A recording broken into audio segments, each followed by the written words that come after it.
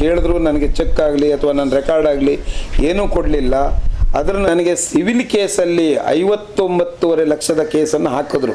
ನಿಮ್ಮ ಆತ್ಮಸಾಕ್ಷಿಯನ್ನು ನೀವು ನೋಡ್ಕೊಳ್ಳಿ. ಫಸ್ಟು ನಾವು ಹೇಳೋದು ಏನು ಮಾಡಿದ್ದೀರಿ, ಏನು ಬಿಟ್ಟಿದ್ದೀರಿ. ನಿಮ್ಮ ಹತ್ರ ಮಾತಾಡಿದ್ರೆ ಅವ್ನು ಹೇಳ್ದು ಹೊರಗೆ ಹಾಕೋ ಅಂತೀರಿ. ಏನೂ ತೊಂದರೆ ಮಾಡಲಿಲ್ಲ ಜನಗಳಿಗೆ ಅನ್ನೋ ಮಾತನ್ನು ನೀವು ಹೇಳಿ, ನಾವು ನಮಗೆ ತೊಂದರೆ ಆಗಿದೆ ಅಂತ ನಾವು ಹೇಳ್ತೀವಿ. ಇಲ್ಲಿ ಬಂದಿರೋರೆಲ್ಲರಿಗೂ ನನ್ನ ನಮಸ್ಕಾರಗಳು.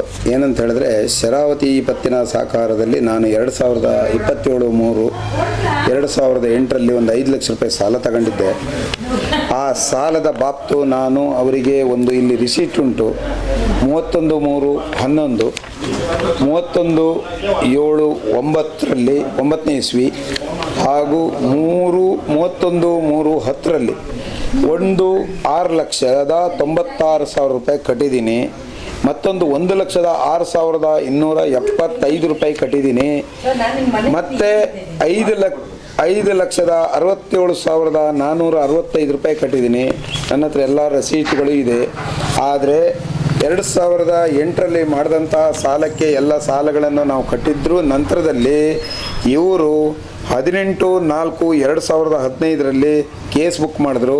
ಆವಾಗ ನನ್ನ ಚೆಕ್ ಅವರು ಅಲ್ಲಿ ಇಟ್ಕೊಂಡಿದ್ರು. ನಾನು ತುಂಬ ಸರಿ ನಂದೆಲ್ಲ ಸಾಲ ಕ್ಲಿಯರ್ ಆದ ನಂತರದಲ್ಲಿ ನಾನು ಕೇಳಿದ್ರು ನನಗೆ ಚೆಕ್ ಆಗಲಿ ಅಥವಾ ನನ್ನ ರೆಕಾರ್ಡ್ ಆಗಲಿ ಏನೂ ಕೊಡಲಿಲ್ಲ. ಅದರ ನಂತರದಲ್ಲಿ 18/4/2015ರಲ್ಲಿ ನನ್ನ ಮೇಲೆ ಒಂದು ಕೇಸ್ ಹಾಕಿದ್ರು. 18 ಲಕ್ಷದ ಚಿಲ್ಲರೆ ಕೇಸ್ ಹಾಕಿದ್ದಾರೆ. ಅದು ತೀರ್ಥಹಳ್ಳಿ ಕೋರ್ಟಲ್ಲಿ ಅವರಂತೆ ಆಯಿತು. ಅದರ ನಂತರದಲ್ಲಿ ಶಿವಮೊಗ್ಗ ಕೋರ್ಟಿಗೆ ಹೋದರು. ಶಿವಮೊಗ್ಗದಲ್ಲೂ ಅವರಂತೆ ಆಯಿತು. ಹಾಗೆ ನಾನು ಅದನ್ನು 50% ಕಟ್ಟಿ ಹೈಕೋರ್ಟಲ್ಲಿ 9,18,000 ರೂಪಾಯಿಯನ್ನು ಕಟ್ಟು ಸ್ಟೇ ತಂದೆ.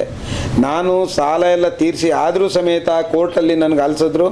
ಆದರೂ ನಾನು ಅವರ ಒಂದು ಇದು ಮಾಡಿದ್ದಕ್ಕೆ, ಸಹವಾಸ ಮಾಡಿದ್ದಕ್ಕೆ ನಾನು ಈ ಕೋರ್ಟು ಗೀಟು ಎಲ್ಲ ತಿರುಗುವಂಥ ಪರಿಸ್ಥಿತಿ ಬಂತು ನನಗೆ.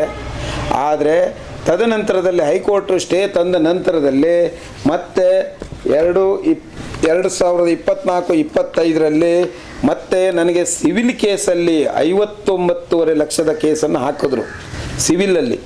ಈಗ ಏನಂತ ಹೇಳಿದ್ರೆ 2008ರಲ್ಲಿ ನಾನು ಕಟ್ಟಿದ ಸಾಲ ನಾನೆಲ್ಲ ಕಟ್ಟಿದ್ದು ರಿಸೀಟು ನನ್ನ ಹತ್ರ ಉಂಟು. ಅದರ ನಂತರದಲ್ಲೂ ಸಮೇತ ಇವರು ನನಗೆ 18/4/2015ರಲ್ಲಿ 18 ಲಕ್ಷಕ್ಕೆ ಕೇಸ್ ಹಾಕಿ ನಂತರ ಹೈಕೋರ್ಟಲ್ಲಿ ಅದು ಒಂದು ಹಂತಕ್ಕೆ ಹೋಗಿ ಹೈಕೋರ್ಟಲ್ಲಿ ಸ್ಟೇ ತಂದ ನಂತರದಲ್ಲಿ ನನಗೆ ಮತ್ತೆ ಅವರು ಸಿವಿಲ್ ಅಂತೆ ಏನು ಎಂತ ಅಂತ ಗೊತ್ತಿಲ್ಲ ನನಗದು. ಸಹಕಾರ ಸಂಘಗಳ ನಿಬಂಧಕರ ನ್ಯಾಯಾಲಯ ತೀರ್ಥಹಳ್ಳಿ ಅವರಿಂದ ಒಂದು ನೋಟಿಸ್ ಬಂತು. ನೀವು 11,45,000 ರೂಪಾಯಿ ಸಾಲ ತಗೊಂಡಿದ್ದೀರಿ, ಅದಕ್ಕೆ ಬಡ್ಡಿ 45 ಲಕ್ಷ ರೂಪಾಯಿ ಆಗಿದೆ. ಹಾಗೆ ಸುಸ್ತಿ ಬಡ್ಡಿ 2 ಲಕ್ಷ ಆಗಿದೆ. ನೋಟಿಸ್ ಫೀಸ್ 800, ವಸೂಲಿ 600, ಕೋರ್ಟ್ ಫೀಸ್ 600 ರೂಪಾಯಿ. ಇದೆಲ್ಲ ಸೇರಿ 59,97,175 ರೂಪಾಯಿ ಕಟ್ಟಿದ್ದಾರೆ. ಹೀಗೆ ನಮಗೆ ಆ ರೀತಿಯಲ್ಲಿ ಎಲ್ಲ ರೀತಿಯಲ್ಲೂ ತೊಂದರೆ ಮಾಡುತ್ತಾ ಇದ್ದಾರೆ. ಆದರೆ ನಾನು ಹೇಳೋದು ಏನಂತ ಹೇಳಿದ್ರೆ, ಈ ಒಂದು ಕೇಸಿಗೆ 5 ಲಕ್ಷ ನಾನು ಕಟ್ಟಿ ಎಲ್ಲ ಹೊರಗೆ ಬಂದರೂ ಸಮೇತ ನಾನು ಅವರು ಸಹವಾಸ ಮಾಡಿದ್ದಕ್ಕೋಸ್ಕರ ನನಗೆ ಒಂದು 18 ಲಕ್ಷದ ಒಂದು ಕೇಸು ಮತ್ತು ಒಂದು 59 ಲಕ್ಷ, ಒಟ್ಟು 77.5 ಲಕ್ಷದ ಕೇಸು. 5 ಲಕ್ಷಕ್ಕೆ 77.5 ಲಕ್ಷ ನಾನು ಕಟ್ಟಿದ್ದ ರಿಸೀಟೆಲ್ಲ ನಿಮಗೆ ಕೊಡ್ತೀನಿ. ಅದನ್ನು ನ್ಯಾಯಯುತವಾಗಿ ತನಿಖೆ ಮಾಡಿ ನಮಗೆ ಏನುಂಟು, ನಾವು ಏನು ಕಟ್ಟಬೇಕು ಅದನ್ನು ನಮಗೆ ಕಟ್ಟಲಿಕ್ಕೆ ಅವಕಾಶ ಮಾಡಿಬೇಕು. ಹಾಗೆ ಮೊನ್ನೆ ಶ್ರೀಯುತ ವಿಜಯದೇವ್ ಅವರು ಮೊನ್ನೆ ಒಂದು ಪ್ರೆಸ್ ಮೀಟ್ ಮಾಡಿದಾಗ ಹೇಳಿದ್ರು, ಇದು ನಮ್ಮದು ತನಿಖೆ ಬಂದಿದ್ದು ನನಗೆ ಭಾರಿ ಖುಷಿಯಾಗಿದೆ. ಈ ತನಿಖೆಗೆ ನನಗೆ ಭಾರಿ ಒಳ್ಳೆಯದಾಗತ್ತೆ. ನಾನು ಅವ್ರ ಹತ್ರ ರಿಕ್ವೆಸ್ಟ್ ಮಾಡ್ಕೊಳ್ಳೋದು ಏನಂತ ಹೇಳಿದ್ರೆ, ಈ ತನಿಖೆ 3 ಸಹಕಾರ ಸಂಘಗಳದ್ದು ಬಂದಿದೆ ಏನಿದೆ, ಅದಕ್ಕೆ ನೀವು ಸ್ಪಂದನೆ ಮಾಡಿ ಎಲ್ಲ ಸಂತ್ರಸ್ತರನ್ನು ಕರೆದು ಕೂರಿಸ್ಕೊಂಡು ತನಿಖಾ ಅಧಿಕಾರಿಗಳ ಮೂಲಕ ಎಲ್ಲರನ್ನು ಬಗೆಹರಿಸಿಕೊಟ್ಟು ನೀವು ಒಂದು ಒಳ್ಳೆ ಕೆಲಸ ಮಾಡಬೇಕು ಅಂತ ನನ್ನ ಒಂದು ಅಭಿಪ್ರಾಯ, ನಿಮಗೆ ಒಂದು ಸಲಹೆ ಹಾಗೂ ಹೇಳ್ತಾ ಇದ್ದೀನಿ. ಹಾಗೆ ನೀವೇನು ದಿವಾಕರ್ ಗೌಡರು ನಿಮಗೆ 65 ಎಕರೆ ಸ್ಯಾಂಕ್ಷನ್ ಮಾಡಿ ಕೊಟ್ಟಿದ್ದಾರೆ ಅಂತ ಅದನ್ನು ನೀವು ಹೇಳಿದ್ದೀರಿ ಪ್ರೆಸ್ ಮೀಟಲ್ಲಿ. ಆ 65 ಎಕರೆ ಇತಿಹಾಸದಲ್ಲಿ ಈ ದೇಶದಲ್ಲಿ ಯಾರು ಸ್ಯಾಂಕ್ಷನ್ ಮಾಡಿ ಕೊಡಲ್ಲ. ಆ ಕಡಿದಾಳ್ ದಿವಾಕರ್ ಅವರು MLA ಆಗಿದ್ದಾಗ ಏನಂದರೆ ಮಿನಿಮಮ್ ಒಂದು 10 ಎಕರೆ ಜಾಗವನ್ನು ಸ್ಯಾಂಕ್ಷನ್ ಮಾಡುವಂಥ ವ್ಯವಸ್ಥೆ ಇತ್ತು. ಆದರೆ ನೀವು ಹೇಳ್ತಾ ಇದ್ದೀರಿ ನನಗೆ 65 ಎಕರೆ.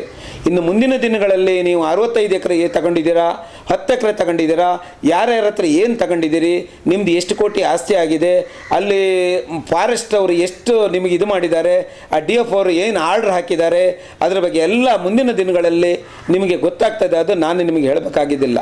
ಹಾಗೆ ನೀವು ಸಹ್ಯಾದ್ರಿ ಮತ್ತು ಶರಾವತಿ ಸಮೃದ್ಧಿ ಈ 3 ಇದರಲ್ಲಿ ನಮ್ಮ ಪತ್ರಕರ್ತರ ಮುಂದೆ ನೀವು ಒಬ್ಬರೇ ಮಾತಾಡುವಂಥ ಶಕ್ತಿಯನ್ನು ಹೊಂದಿದ್ದೀರಿ. ನಿಮ್ಮ ಕಾರ್ಯದರ್ಶಿ ಆಗಲಿ, ನಿಮ್ಮ ನಿರ್ದೇಶಕ ಆಗಲಿ ಅಥವಾ ಅಧ್ಯಕ್ಷರಾಗಲಿ ಯಾರಿಗೂ ಮಾತಾಡಲಿಕ್ಕೆ ಅವಕಾಶನೇ ಇಲ್ಲ, ಅವ್ರು ಯಾರೂ ಮಾತಾಡೋದಿಲ್ಲ.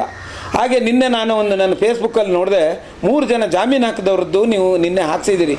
ಅವರು ತಾಲ ತಗೊಂಡಿದ್ದಾರೆ, ಕಾನೂನವರು ಅವರು ಇದು ಮಾಡಿದ್ದಾರೆ, ಇದು ಮಾಡಿದ್ದಾರೆ. ಆದರೆ ಅವರಿಗೆ ನೀವು ಏನು ಮಾಡಿದಿರಿ ಬಿಟ್ಟಿದ್ದೀರಿ, ನಿಮಗೂ ಅವರಿಗೂ ಭಾರಿ ಚೆನ್ನಾಗಿ ಗೊತ್ತುಂಟು. ನಿಮ್ಮ ಆತ್ಮಸಾಕ್ಷಿಯನ್ನು ನೀವು ನೋಡ್ಕೊಳ್ಳಿ. ಫಸ್ಟು ನಾವು ಹೇಳೋದು ಏನು ಮಾಡಿದ್ದೀರಿ, ಏನು ಬಿಟ್ಟಿದ್ದೀರಿ. ನೀವು ಮತ್ತೊಂದು ವಿಷಯ ಹೇಳಿದ್ರಿ, ಸುಪ್ರೀಂ ಕೋರ್ಟಿಗೆ ನಾನು ಹೋಗ್ತೀನಿ. ಸುಪ್ರೀಂ ಕೋರ್ಟ್ ಅನ್ನುವಂಥದ್ದು ಈ ದೇಶದ ರಕ್ಷಣೆಗೋಸ್ಕರ, ಜನಗಳ ಹಿತರಕ್ಷಣೆಗೋಸ್ಕರ ಇರೋದು. ನನಗೂ ನಿಮಗೂ ಇಬ್ಬರಿಗೆ ಇರೋದಲ್ಲ. ನೀವು ಏನು ಮಾಡಿದ್ದೀರೋ ಅದನ್ನು ಅಲ್ಲಿ ಆಗಲಿ. ನ್ಯಾಯಾಂಗ ವ್ಯವಸ್ಥೆಯಲ್ಲಿ ಏನು ತೀರ್ಮಾನ ಬರ್ತದೋ ಅದಕ್ಕೆ ಯಾವತ್ತಿದ್ರೂ ನಾವು ಬದ್ಧರಾಗಿರ್ತೀವಿ. ನೀವು ಮಾಡುವಂಥ ವ್ಯವಸ್ಥೆ ಸರಿ ಇಲ್ಲ ವಿಜಯಣ್ಣ. ದಯವಿಟ್ಟು ತನಿಖೆಗೆ ಸಹಕಾರ ಮಾಡಿ, ತನಿಖೆಯ ಅಧಿಕಾರಿಗಳೊಟ್ಟಿಗೆ ಕೂತ್ಕೊಳ್ಳಿ. ನಾವು ಸಂತೃಪ್ತಿಸಿ ಯಾರಿದ್ದಾರೆ ಅವ್ರನ್ನೆಲ್ಲ ಕರ್ಕೊಂಬರೋ ಜವಾಬ್ದಾರಿ ನಮ್ಮದು. ಅವ್ರದ್ದು ಏನೇನುಂಟು ಆ ಬಡ್ಡಿಗಳು ಕಾನೂನಿನ ಪ್ರಕಾರ ಏನುಂಟು ಅದನ್ನು ಹಾಕಿ ಅದನ್ನು ತೀರ್ಮಾನ ಮಾಡಿ. ಹಾಗೆ ಇಷ್ಟು ವರ್ಷಗಳ ಕಾಲ ಯಾರು ಈ ಶೇರ್ ಹಾಕಿದ್ದಾರೆ ಅವರಿಗೆ ನೀವು ಏನು ಡಿವಿಡೆಂಟ್ ಕೊಟ್ಟಿದ್ದೀರಿ, ಎಷ್ಟು ಕೊಟ್ಟಿದ್ದೀರಿ, ಎಷ್ಟು ಖರ್ಚು ಮಾಡಿದ್ದೀರಿ ಅಂಥೇಳಿ ನೀವು ದೊಡ್ಡ ಮೀಟಿಂಗಲ್ಲಿ ಬರುವಾಗ ಎಲ್ಲ ನಾವೆಲ್ಲ ಬಂದಾಗ ಹೇಳ್ತೀರಿ, ನಿಮಗೆ ಯಾರೂ ಮಾತಾಡೋಂಗಿಲ್ಲ. ಅಲ್ಲಿ ನಿಮ್ಮ ಹತ್ರ ಮಾತಾಡಿದ್ರೆ ಅವ್ನು ಹೇಳ್ದು ಹೊರಗೆ ಹಾಕೋ ಅಂತೀರಿ. ಅಂಥ ಪರಿಸ್ಥಿತಿ ನಿರ್ಮಾಣ ಮಾಡಿದ್ದೀರಿ. ದಯವಿಟ್ಟು ನಿಮ್ಮ ಹತ್ರ ನಾನು ಕಳಕಳಿಯಾಗಿ ಕೇಳ್ಕೊಳ್ಳೋದು ಇಷ್ಟೇ, ತನಿಖೆ 3 ಸಂಸ್ಥೆಗೆ ಬಂದಿದೆ. ಅದಕ್ಕೆ ತಾವು ಮುಂದೆ ನಿಂತು ತನಿಖಾ ಅಧಿಕಾರಿಗಳನ್ನು ಕೂರಿಸ್ಕೊಂಡು ಏನೇನು ತನಿಖೆ ಆಗಬೇಕು, ಏನು ಸಂತೃಪ್ತರಿದ್ದಾರೆ ಅವರಿಗೆಲ್ಲರಿಗೂ ನೀವು ಅವರಿಗೆ ನ್ಯಾಯವನ್ನು ಕೊಡಿಸ್ಬೇಕು. ಮತ್ತು ನೀವು ಸುಸ್ತಿದಾರರು ಈ ಬಡ್ಡಿ ನಮ್ಮ ಹತ್ರನೇ ಸಾಲ ತಗೊಂಡು ನಮಗೆ ಟೊಪ್ಪಿ ಹಾಕೊಂಡು ಅದೆಲ್ಲ ನಡೆಯೋದಿಲ್ಲ. ಸಹಕಾರ ಸಂಸ್ಥೆಗಳಲ್ಲಿ 100 ಜನ ಇದ್ದಾಗ ಅದರಲ್ಲಿ 70 ಜನ ಸಾಲ ತಗೊಂತಾರೆ, ಕರೆಕ್ಟಾಗಿ ಕಟ್ತಾರೆ. ಯಾರೋ 5 ಜನ ಅವರಿಗೆ ತೊಂದರೆ ಆದಾಗ ಅವ್ರು ನಿಮ್ಮ ಹತ್ರ ಬಂದು ಕೇಳಿದಾಗ ನೀವು ಅವರಿಗೆ ಯಾವುದೇ ರೀತಿಯ ಸ್ಪಂದನೆ ಮಾಡಲಿಲ್ಲ. ಇದು ನಮ್ಮ ಗಮನಕ್ಕೆ ಬಂದಿದೆ. ಆದರೆ ನಾನು ದಯಾನಂದ ಪೂಜಾರಿ ಹೇಳ್ತಾ ಇದ್ದೀನಿ, ನನ್ನ ಸಾಲ ಏನಿದೆ ನ್ಯಾಯಯುತವಾಗಿ ನಾಳೆನೇ ನೀವು ಅಧಿಕಾರಿಗಳ ಎದುರುಗಡೆ ಕರೆದು ಕೂರಿಸಿ ಕ್ಲಿಯರ್ ಮಾಡೋದಾದರೆ ನಾನು ರೆಡಿ ಇದ್ದೀನಿ. ಮತ್ತು ನನಗೇನೋ ಒಂದು ಹೇಳಿದ್ರಂತೆ, ಅವನು ನನ್ನ ಹತ್ರನೇ ಸಾಲ ತಗೊಂಡು ಬಡ್ಡಿಗೆಲ್ಲ ಸಾಲ ಕೊಡ್ತಾನೆ, ಬಡ್ಡಿಗೆ ಸಾಲ ಕೊಡುವಂಥ ವ್ಯಕ್ತಿ ನಾನಲ್ಲ, ಬಡ್ಡಿಗೆ ನಾನು ಇಷ್ಟ ತನಕ ಮಾಡಲೂ ಇಲ್ಲ. ಅದೇನೋ ಒಂದು 25 ಚೆಕ್ ಉಂಟು ಹಾಕಿದ್ದಾನೆ ಅಂತೇಳಿ ಅದನ್ನೆಲ್ಲ ನೀವು ಜನಗಳ ಎದುರುಗಡೆ ಕರ್ಕೊಂಬಂದು ತೋರಿಸ್ಬೇಕು ದಯವಿಟ್ಟು. ಹಾಗೆ ಮತ್ತು ನಿಮ್ಮದು ಏನೇನು ಇಲ್ಲಿ ಈಗ ನೀವು ಸಂಸ್ಥೆಯ ಮೊದಲು ಹೇಗಿದ್ರಿ, ಸಂಸ್ಥೆ ಆದ ನಂತರದಲ್ಲಿ 25 ವರ್ಷಗಳ ಕಾಲ ನೀವು ಏನು ಮಾಡಿದ್ದೀರಿ, ನಿಮ್ಮದು ಆಸ್ತಿಗಳು ಎಷ್ಟು ಉಂಟು, ಸಂಸ್ಥೆ ಹೆಸರಿಗೆ ಎಷ್ಟು ಆಸ್ತಿಗಳನ್ನು ಇದೆ, ಅದನ್ನೆಲ್ಲ ನೀವು ಘೋಷಣೆ ಮಾಡಬೇಕು. ದಯವಿಟ್ಟು ನಿಮ್ಮ ಹತ್ರ ಇಷ್ಟು ಕೇಳ್ತೀನಿ, ಗೊತ್ತಾಯ್ತಾ? ನಿಮ್ಮ ಹತ್ರ ಇನ್ನು ನಾನು ಜಾಸ್ತಿ ಏನು ಹೇಳಲಿಕ್ಕೆ ಇಷ್ಟಪಡೋದಿಲ್ಲ. ನಾನು ಎಲ್ಲ ಸಂತೃಪ್ತರನ್ನು ಶ್ರೀ ರಾಮೇಶ್ವರ ದೇವಸ್ಥಾನಕ್ಕೆ ನಾನು ಕರ್ಕೊಂಬರ್ತೀನಿ. ನೀವು ನಿಮ್ಮ ಎಲ್ಲ ಸಿಬ್ಬಂದಿ ವರ್ಗದವರನ್ನು ಕರ್ಕೊಂಬಂದು ನೀವೆಲ್ಲ ಭಾರಿ ಸತ್ಯವಾಗಿದ್ದೀರಿ, ನಾವು ಏನೂ ತೊಂದರೆ ಮಾಡಲಿಲ್ಲ ಜನಗಳಿಗೆ ಅನ್ನೋ ಮಾತನ್ನು ನೀವು ಹೇಳಿ, ನಾವು ನಮಗೆ ತೊಂದರೆ ಆಗಿದೆ ಅಂತ ನಾವು ಹೇಳ್ತೀವಿ. ಇದು ಒಂದಕ್ಕೆ ನೀವು ಯಾವಾಗ ಅವಕಾಶ ಕೊಡ್ತೀರೋ ಆವತ್ತು ನಾವು ಬರ್ತೀವಿ. ಮೀಡಿಯಾ 9 ಕನ್ನಡ ನಿರ್ಭೀತಿಯಿಂದ ನಿಮ್ಮ ಜೊತೆಗಾರ.